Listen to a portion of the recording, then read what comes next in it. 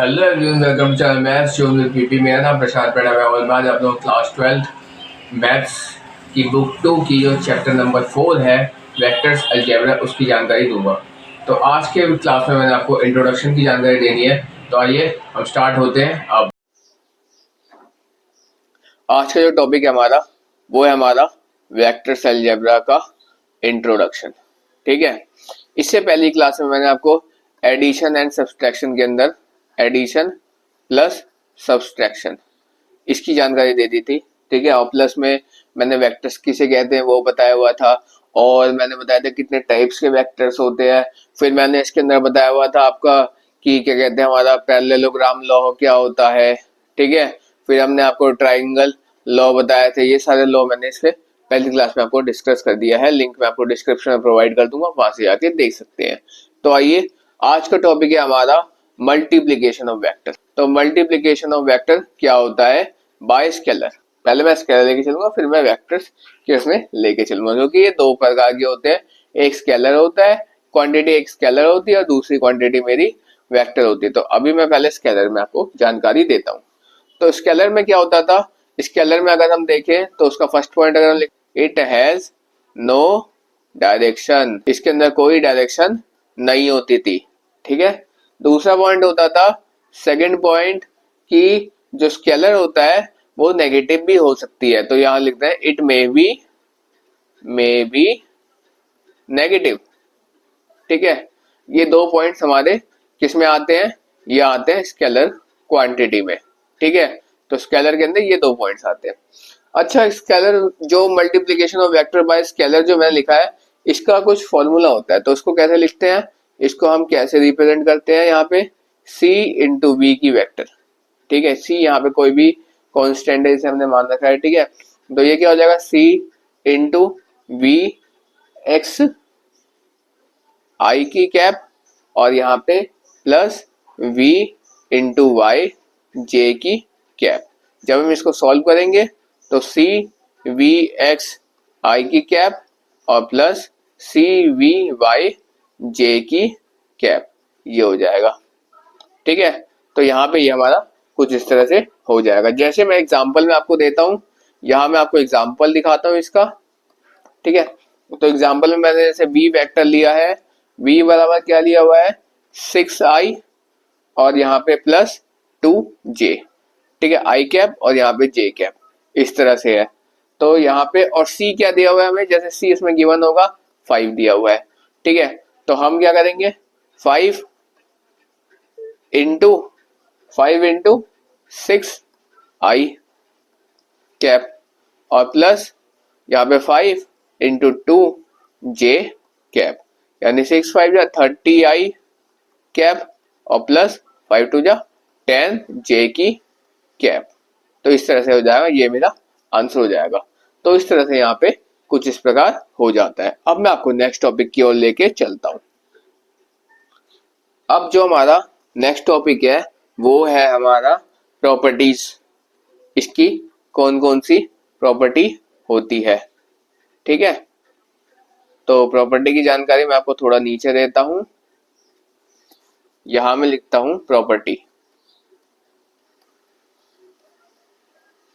ठीक, तो इसका पहला पॉइंट है, पहली प्रॉपर्टी क्या होती है कि जैसे अल्फा की वेक्टर और प्लस बीटा की वेक्टर, ये बीटा है।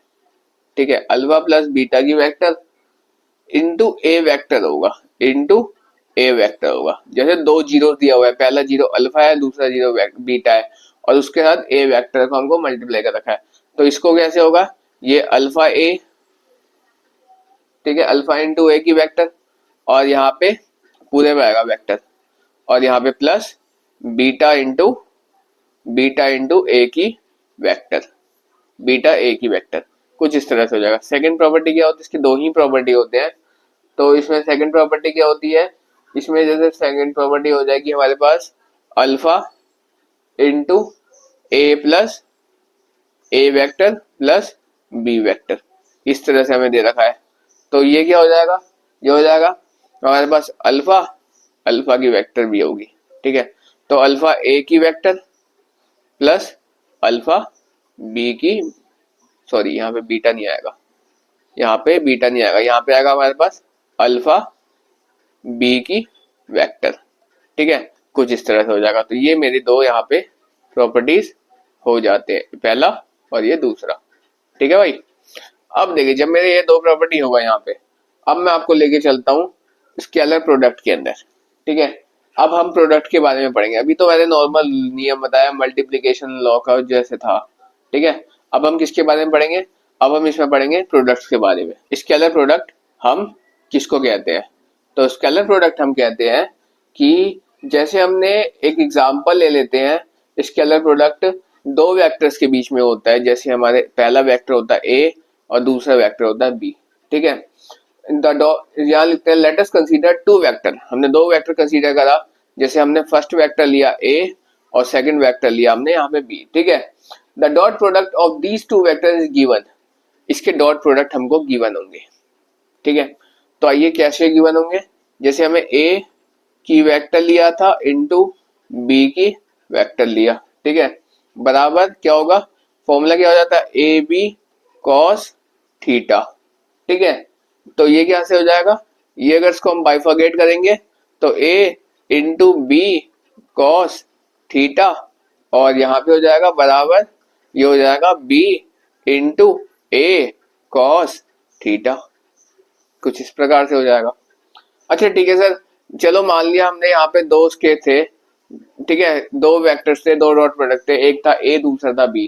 ठीक है, तो अब हम इसको शो कैसे करेंगे, क्योंकि सर स्केलर है तो स्केलर के अंदर क्या क्या आएगी, स्केलर के अंदर पहला आएगा हमारा मैग्नीट्यूड, मैग्नीट्यूड, और दूसरी क्या आएगी, दूसरी आएगी मेरे पास डायरेक्शन।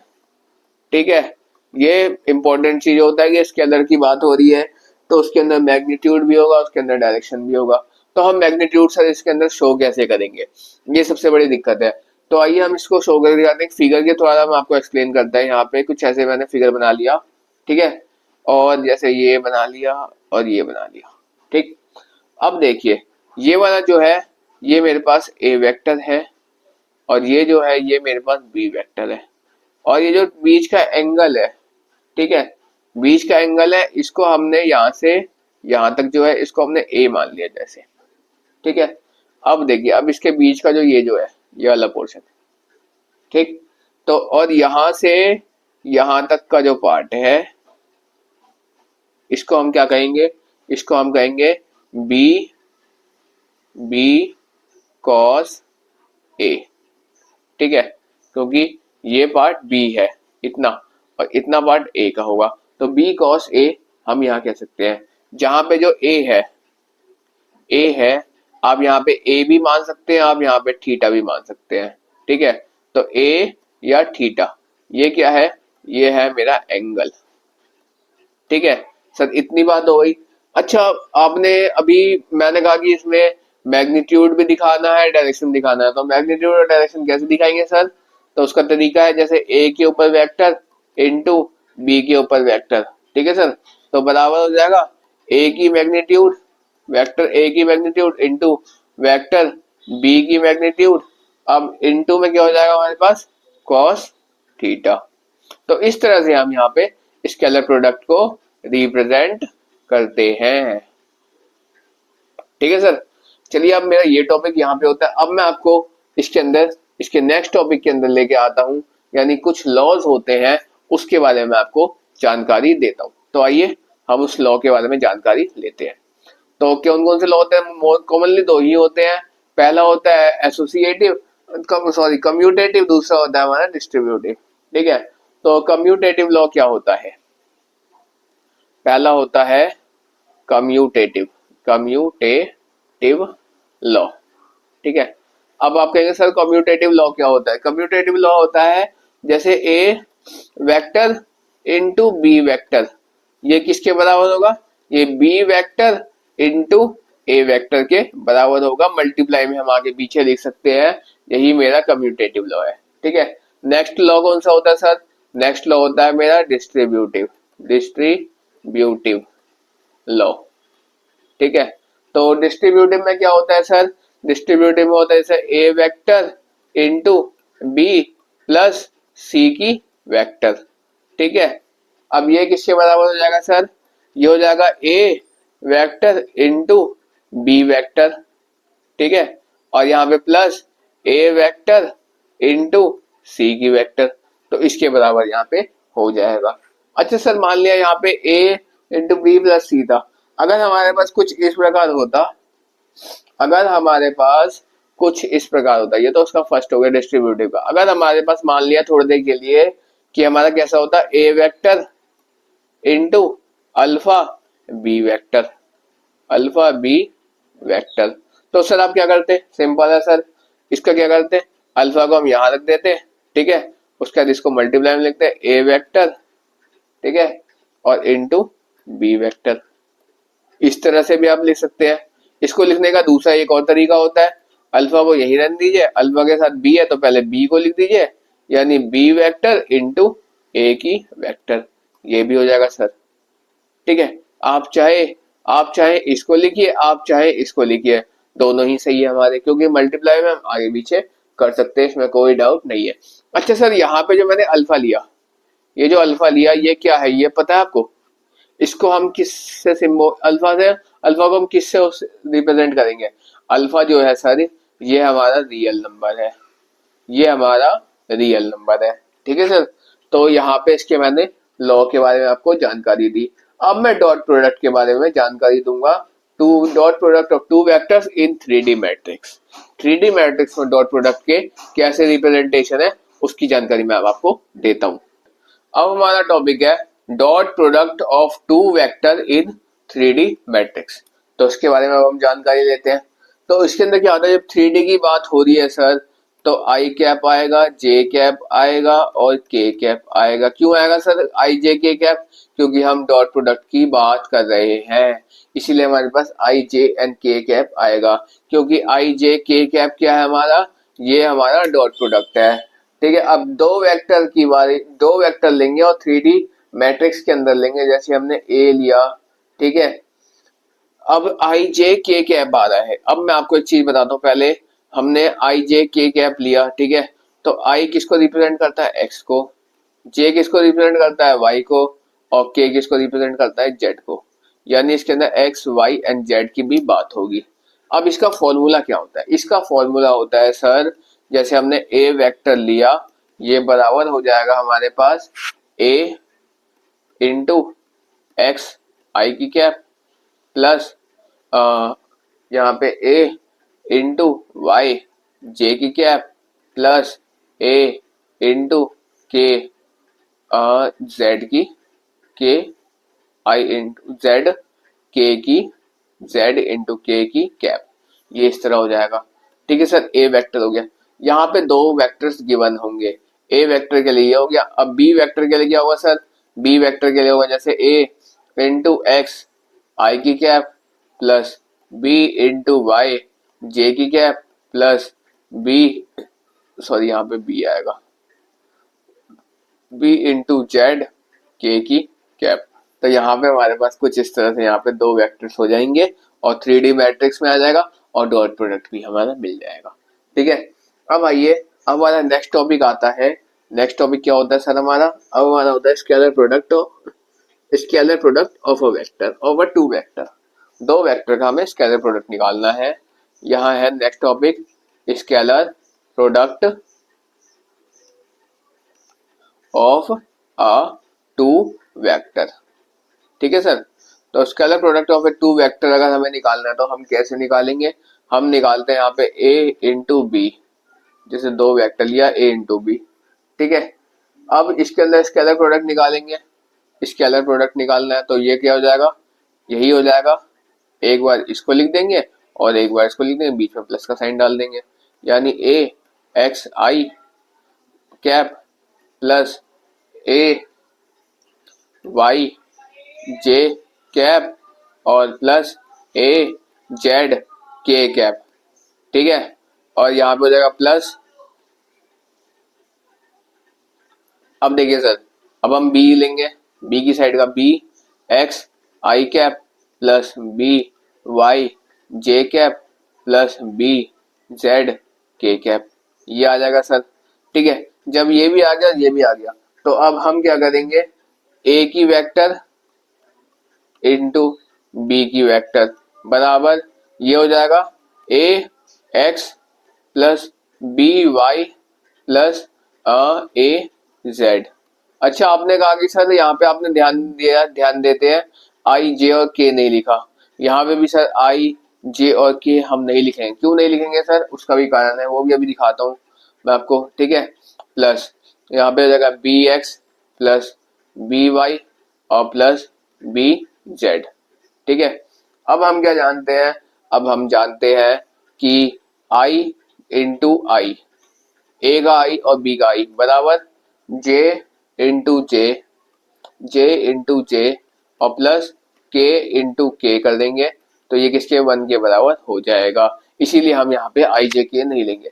अगर हमें scalar product of two vectors पूछता है, अगर हमको scalar product of two vectors पूछता है तो उसके अंदर फॉर्मूला क्या हो जाएगा सर, ये वाला फॉर्मूला हमारे अंदर उसके अंदर आ जाएगा और ये अप्लाई उसमें हो जाएगा। ठीक है सर, तो ये वाला फॉर्मूला हमारा आता है scalar product of two vectors का। ठीक है, अब देखिए, अब वेक्टर्स प्रोडक्ट देखते हैं हम, वेक्टर्स प्रोडक्ट में क्या होता है। अब हम सर जानकारी लेंगे वेक्टर प्रोडक्ट के बारे में।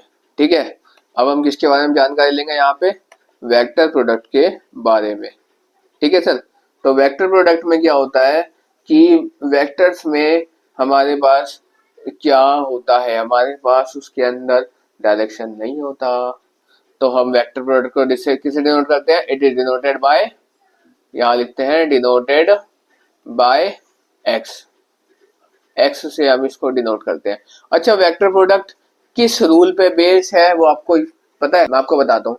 वेक्टर प्रोडक्ट जो है यहाँ मैं लिखता हूँ इट इज, ये हमारा राइट हैंड थंब रूल पे हमारा वेक्टर प्रोडक्ट बेस है।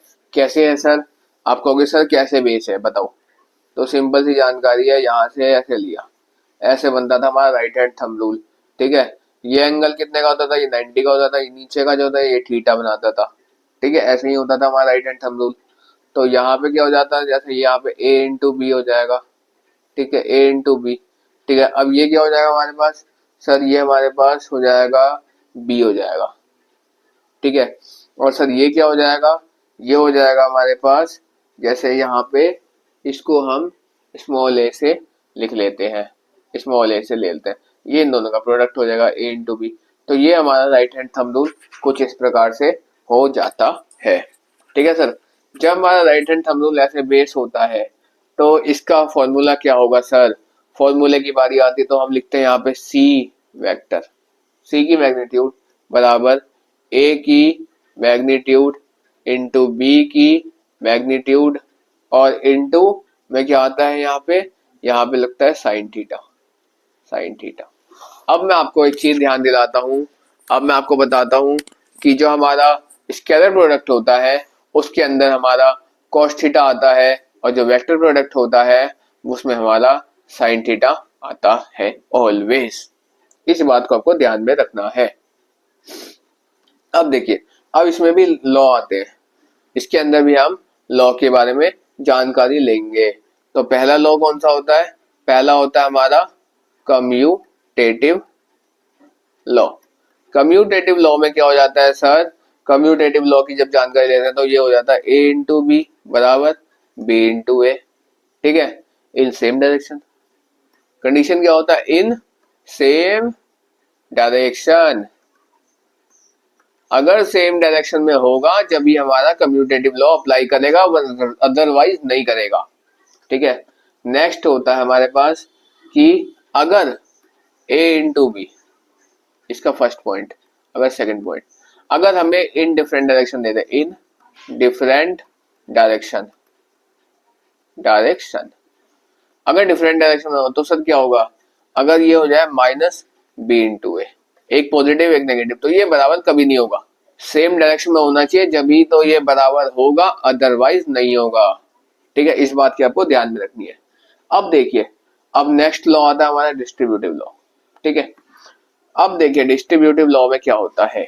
अब देखिए सर, अब आता है हमारा डिस्ट्रीब्यूटिव लॉ। डिस्ट्रीब्यूटिव लॉ में क्या होता है सर, यहाँ पे a इंटू बी प्लस सी, जैसे ये दिया हुआ है तो ये किसके बराबर हो जाएगा, ए बी प्लस ए सी, इसके बराबर हो जाएगा। ठीक है, तो यहाँ पे ये हमारे पास कुछ इस तरह से बन जाता है डिस्ट्रीब्यूटिव लॉ। ठीक है, अब नेक्स्ट आता है हमारे पास vector product of two elementary vectors. अब क्या आएगा, vector product product product of two elementary vectors. ठीक है, elementary vector, vector product of two elementary vector, इसमें क्या होता है, जैसे अगर ए की वेक्टर इनटू ए की वेक्टर होगा, ठीक है, तो ये जीरो हो जाएगा। क्यों क्यों जीरो होगा, कंडीशन क्या होगा सर, अगर ए की वेक्टर है और इसका मैग्नीट्यूड दिया हुआ है और फिर हमें ए की वेक्टर फिर से लिया, उसका भी मैग्नीट्यूड दिया हुआ है into sine theta, into sine theta, जब ये लगाएंगे तो ये हमेशा ऑलवेज जीरो के बराबर होता है। यही यहाँ पे कंडीशन लग जाएगा, इसलिए vector product two elementary vector निकालना हो तो वो ऑलवेज क्या होता है, ऑलवेज जीरो होता है। इस बात को आपको यहाँ पे ध्यान में रखना है। ये वाला पॉइंट था, ये वाला पॉइंट था। ठीक है, अब आइए नेक्स्ट लेते हैं हम। नेक्स्ट कौन सा आता है सर, नेक्स्ट आता है हमारा यूनिट वेक्टर। ठीक है, अगला आता है, हम यूनिट वेक्टर के बारे में स्टडी करने वाले हैं। तो यहां लिखते हैं the unit vector of the following result hold good, result hold good. अब हम यूनिट वेक्टर के बारे में स्टडी करेंगे।